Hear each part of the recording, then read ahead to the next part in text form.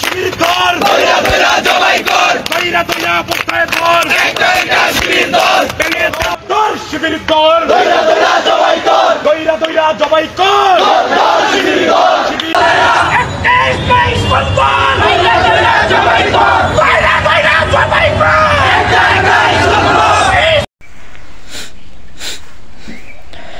হরে কৃষ্ণ সুধী ভক্তবৃন্দ, আপনারা এই যে স্লোগানটি শুনলেন, এটি স্লোগানটি দিয়েছে আমরা দেখতে পাচ্ছি, সেটি ছাত্রলীগের একটি সংগঠন সেই স্লোগানটি দিয়েছিল সিলেটে। তো আমার মনে হয় যে ইসকনের নামে যে স্লোগানটি দেওয়া হচ্ছে এটি তারই পার্শ্ব প্রতিক্রিয়া। তো আমি বলবো যে এই স্লোগানটি যে দিয়েছে সেটি ছাত্রলীগ দিয়েছে। তো আপনারা যদি পাল্টা স্লোগান দিতে চান তা ছাত্রলীগের নামেই সেই স্লোগানটি দেওয়া উচিত ছিল। তো সেখানে ইসকনের নাম আসলো কেন? ইসকন কি কারণ আমি এরকম স্লোগান দিয়েছে যে একটা একটা ধর? ইসকন কারণ আমি এ ধরনের স্লোগান দেয়নি, তাই ইসকনের নামে এই স্লোগানটা আসলো কেন?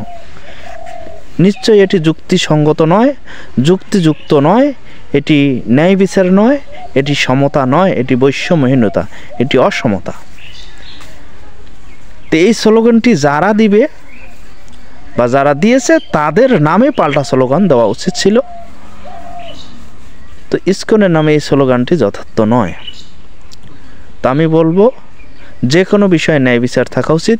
ইসকন কোনো রাজনৈতিক সংগঠন নয়, ইসকন রাজনীতি নিয়ে মাথা ঘামায় না। ইসকনের মূলনীতি হচ্ছে ধর্ম আচার করা এবং ধর্ম প্রচার করা। ভগবান শ্রীকৃষ্ণের নাম আচার করবে এবং ভগবান শ্রীকৃষ্ণের নাম প্রচার করবে। কে রাজনৈতিক নেতা হবে, কি সরকার হবে, এই নিয়ে ইসকনের কোনো মাথা ব্যথা নেই। যে রাজনৈতিক নেতা হবে, যে সরকার হবে, ইসকন তারই আনুগত্যে ধর্ম আচরণ করবে, তাকে প্রধান অতিথির আসনে উপবেশন করাবে। যখন যে থাকবে নেতা তাকেই সে মানবে, ইসকন তার আনুগত্যে ধর্ম আচরণ করবে। এটি ইসকনের মূল উদ্দেশ্য, মূলনীতি।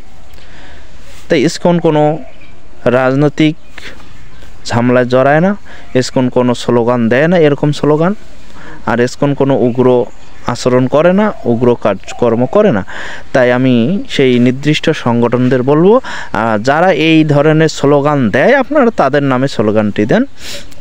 আপনারা আর ইসকনের নামে এই ধরনের স্লোগান দেবেন না, এটি কৃপা করে আর দেবেন না দ্বিতীয়বার, এটি আমাদের অনুরোধ থাকবে। হরে কৃষ্ণ।